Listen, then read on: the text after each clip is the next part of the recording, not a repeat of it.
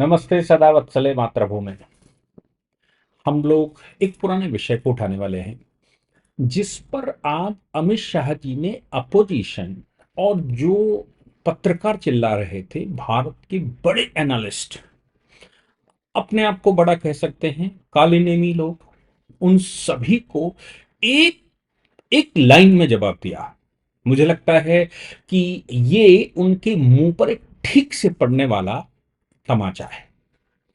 मैं लगातार कह रहा था, जिस दिन जगदीप धनखड़ साहब ने अपना इस्तीफा दिया था, मैंने उस दिन से लेकर आज तक अपनी बात पर कायम हूं। जब तक परिस्थिति बदल ना जाए, मैं स्वयं माफी मांगूंगा अगर मैं गलत हो गया, क्योंकि मैं इन सबको बड़े क्लोजली ऑब्जर्व करता हूं। लोगों ने मुझे लिखा कि चूंकि धनखड़ साहब के साथ आपने काम किया है इसलिए आप ऐसा कह रहे हैं, वो आपके गुरु हैं इसलिए ऐसा कह रहे हैं। देखिए भाई, गुरु तो जिसको बनाया जाता है उसको ही बनाया जाता है। और काम बहुत लोगों के साथ किया जाता है। काम करने का मतलब ये नहीं है कि हम ट्रूथ फॉलो करते हैं। हाँ, ये जरूर है कि मुझे उनका मार्गदर्शन मिला, मार्गदर्शन मिलके एक दिशा मिली। लेकिन लेकिन आंख बंद करके कोई बात कहना, आपने पिछले 10 साल में, मैं 2010 से ये स्टेटमेंट दे रहा हूं, 2007 से एक चैनल हमारा उस समय सरकार ने बंद करवा दिया था। 2009-10 में बहुत अच्छी फॉलोइंग लाइन थी उसकी। फिर वो 2010 में ये पैरेलल चल रहा था, 2011 में शायद बंद करवाया था, 2010 में ये पैरेलल चल रहा था। इसको उठते उठते अभी ये इस स्थिति में है। तो मैं कह सकता हूं 15 साल का ये चैनल हो गया है। 15 साल में आपने कभी भी ये नहीं देखा होगा कि मैंने किसी किसी पक्ष को आंख बंद करके लिया। हाँ, अगर कोई नेशनलिस्ट है तो निश्चित रूप से मैं नेशन के पक्ष में रहता हूं, वहां मैं बायस होता हूं। और बायस होने के लिए मैं सबसे कहता हूं, राष्ट्र के पक्ष में बायस होना सबका कर्तव्य बनता है। अगर आप राष्ट्र के पक्ष में भी बायस नहीं हो सकते तो आपकी जीवन में कोई उपयोगिता नहीं है, कोई उपलब्धता नहीं है। आप लॉयर हैं, आप जज हैं, आप पत्रकार हैं, आप सरकार हैं, आप अधिकारी हैं, तब तक है जब तक राष्ट्र है। मुझे बड़ी अच्छी बात लगी थी ऑनरेबल जस्टिस DY चंद्रचूड़ साहब की 370 की सुनवाई करते समय।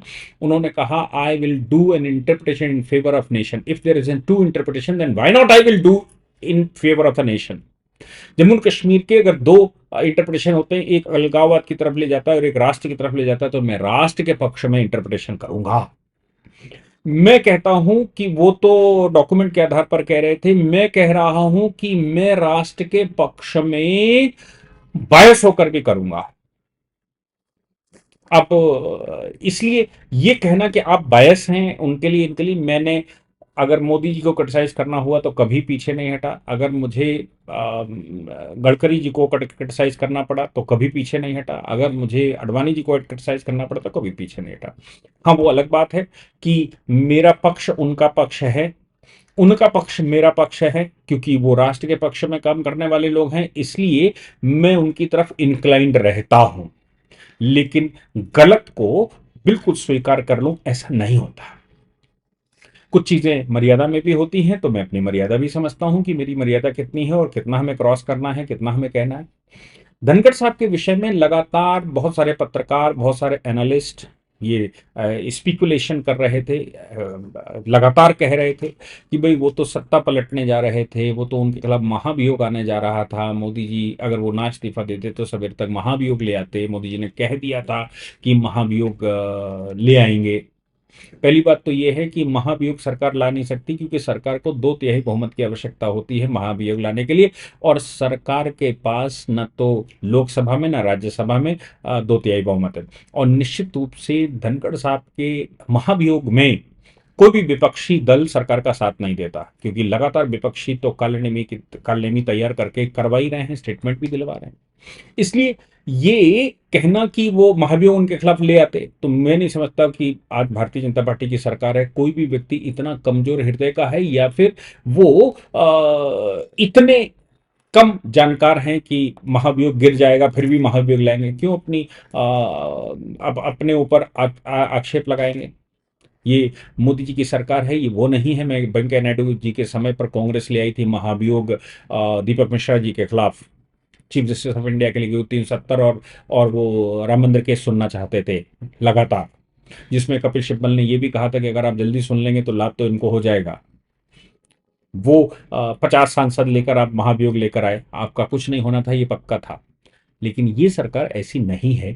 ये लोग पढ़े लिखे लोग हैं, जानकार लोग हैं, राष्ट्र के पक्ष में काम करने वाले हैं, एक बार पैर बढ़ाकर पीछे न हटने वाले लोग हैं। और अगर पीछे हटना भी पड़ा तो रणछोड़ की तरह, भगवान श्री कृष्ण की तरह कि एक पैर शेर की तरह पीछे करेंगे तो 4 पैर आगे बढ़ाकर हमला करेंगे।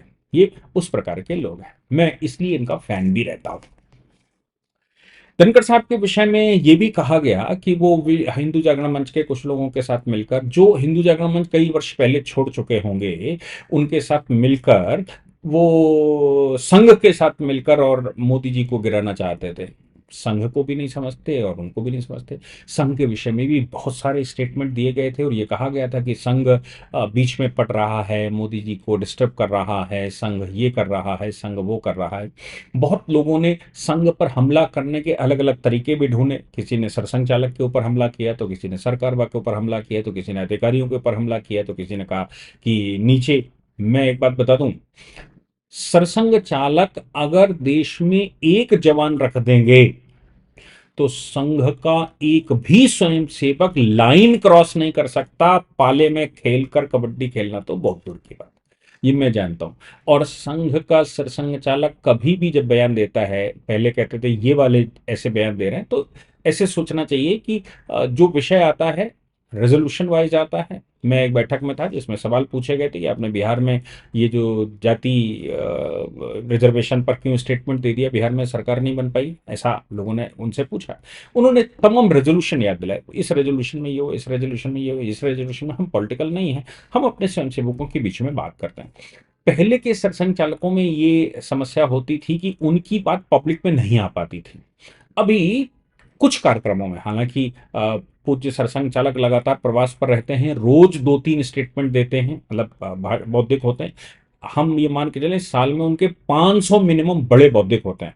उनमें से कोई एक लाइन पकड़कर ऐसे स्टेटमेंट लोग निकालकर वो करते हैं, वो अलग बात है। और ये तो होता ही है। मोदी जी के लिए भी लोगों ने कहा था कि अटल जी ने मोदी जी को कह दिया था राजधर्म, लेकिन पूरी क्लिप नहीं दिखाते। वही सरसंघ चालक के लिए भी है कि पूरी क्लिप नहीं। मैं उस विवाद में नहीं जाना चाहता, लेकिन ये पहली बार क्लैरिफिकेशन आया। क्लैरिफिकेशन, अमित शाह जी एक ANI को इंटरव्यू दे रहे थे। इंटरव्यू देते समय धनखड़ साहब के इस्तीफे के बारे में पूछा गया, उनके पीछे का कारण पूछा गया, तो उन्होंने कहा कि भी कोई कारण नहीं है, उन्होंने इस्तीफा दिया, वो लिख लो, देख लो, उनका अपना इशू है, उनके शारीरिक इशू है जिसकी वजह से उन्होंने इस्तीफा दिया। तो फिर से एंकर ने उनसे पूछ लिया, फिर से उन्होंने पूछा कि फिर कुछ लोग को कारण रहा होगा। और ये जो बातें चल रही हैं, अमित शाह जी ने बड़े धैर्य से ये बात कही, ये अपोजिशन की फैलाई हुई, अपोजिशन के जो स्पिकुलेशन है उनके आधार पर मैं कुछ नहीं कह सकता। ये उनके आधार पर वो एक नैरेटिव तय कर रहे हैं। मैं शुरू से कह रहा था कि ये भारत में नैरेटिव बनाने की कोशिश हो रही, संघ बनाम बीजेपी।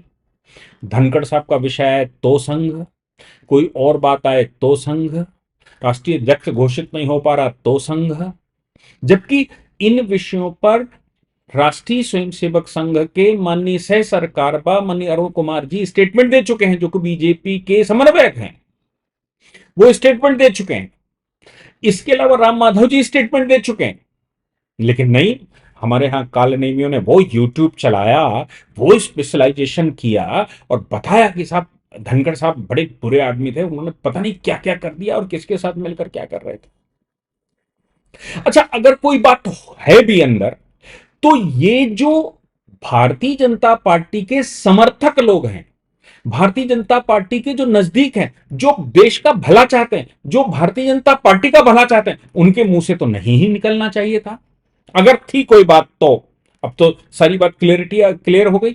और उस क्लियरिटी में अमित शाह जी ने कहा ये सब अपोजिशन का फैलाया हुआ भ्रमजाल है, उनके द्वारा उड़ाई गई खबरें हैं। तो क्या ये लोग जो इंटरप्रिटेशन कर रहे थे, ये जो बयान दे रहे थे धनखड़ साहब, अब सत्यपाल मलिक हो जाएंगे। इतनी तेजी से सत्यपाल मलिक जी का नाम ले दिया कि उनको बेचारे स्वर्ग चले गए। सत्यपाल मलिक जी का इतना भयंकर नाम लेकर लोगों ने बता दिया कि अगले सत्यपाल मलिक हैं, कि वो सत्यपाल मलिक तो चले गए स्वर्ग बेचारे, उनको जाना पड़ा। क्योंकि ऐसा ना हो, अब अगले सत्यपाल मलिक क्या मतलब है? क्या ये कहना चाहते हैं सत्यपाल मलिक जी चले गए हैं तो धनखड़ साहब, या फिर सत्यपाल मलिक जैसे बदतमीज हो जाएंगे वो? मैं तो नहीं समझता। इतने पढ़े लिखे व्यक्ति और इतने समर्पित कार्यकर्ता, मैं तो कई सालों से काम करता हूं, 370 पर हमने बहुत काम किया उनके साथ मिलकर, और 370 पर काम करते समय कहीं उनका लालसा नहीं दिखी, कभी लालसा नहीं दिखी वो सत्ता में जाना चाहते हैं, कभी लालसा नहीं दिखी कि वो राज्यपाल बनना चाहते हैं, कभी उनके मुंह से नहीं निकला कि वो कुछ और चाहते हैं। ये तो पार्टी थी, पार्टी उनके साथ काम कर, संघ के साथ वो काम कर रहे थे, पार्टी ने चूज किया होगा। खैर वो जैसे भी जो भी प्रकरण रहा हो, लेकिन अमित शाह जी ने बहुत तमाचा मारा, बहुत तमाचा मारा इन लोगों के मुंह पर कि, और पीछे मोदी जी बोल ही गए थे। मोदी जी ने लाल किले से राष्ट्रीय स्वयंसेवक संघ मतलब क्या बता दिया। जब मोदी जी लाल किले से राष्ट्रीय स्वयंसेवक संघ क्या मतलब क्या बता दिया, उस समय भी मैंने कहा था, उसी दिन कहा था कि सही से तमाचा मारा है, इनके सबके मुंह बंद हो गए, इनके मुंह से अब एनालिसिस के नाम से निकलेगी नहीं। और मैं तो कहता हूं ऐसे लोग जो कालनेमी है, जिनको आप राष्ट्र पक्षी मानते हैं और जिनको लगता है कि, आपको लगता है कि भारतीय जनता पार्टी के समर्थक हैं, आपको लगता है कि संघ के समर्थक हैं, इन लोगों को जो कह रहे थे कि पूजनीय सरसंघ चालक जी ने ये बात कह दी तो उन्होंने अपने पैर पर कुल्हाड़ी मान ली, तो उन्होंने फलाना कर दिया, कि उन्होंने धमाका कर दिया। जो संघ को नहीं जानता वो संघ पर टिप्पणी करे तो समझ में आता है कि भाई अनभिज्ञ है, लेकिन जो संघ को थोड़ा बहुत जानता हो और टिप्पणी करे, इसका मतलब है कहीं से उसकी फंडिंग है, इसका मतलब है कहीं से उसको सपोर्ट है, इसका मतलब है कि वो विपक्ष की बात को रखना चाहता है, इसका मतलब है वो भ्रम फैलाना चाहता है, इसका मतलब है भारतीय जनता पार्टी के वोटर जो संघ के कार्यकर्ता होते हैं, स्वयंसेवक होते हैं, उनके मन में कुछ विचलन डालना है, और भारतीय जनता पार्टी के जो कार्यकर्ता संघ के साथ काम करते हैं उनके मन में कुछ खटास डालना, ताकि 1-2% ही रुक जाए। आप सोच लीजिए कि राष्ट्रीय अध्यक्ष के बयान को जैसे तोड़ मरोड़ करके रखा गया और जैसे पब्लिसाइज किया गया, उसका प्रभाव 2024 के चुनाव में दिखा। उसका प्रभाव दिखा 2024 के चुनाव में। कार्यकर्ता, भाई संघ का कार्यकर्ता ऐसा तो नहीं है कि जिसको सैलरी मिलती हो, कुछ पर को लाभ मिलता, अपना कमाता है, अपना खाता है और संघ के लिए काम करता है। कबीरा खड़ा बाजार में लय लुकाटी, यहां जो घर फूके अपनों से चले हमारे साथ।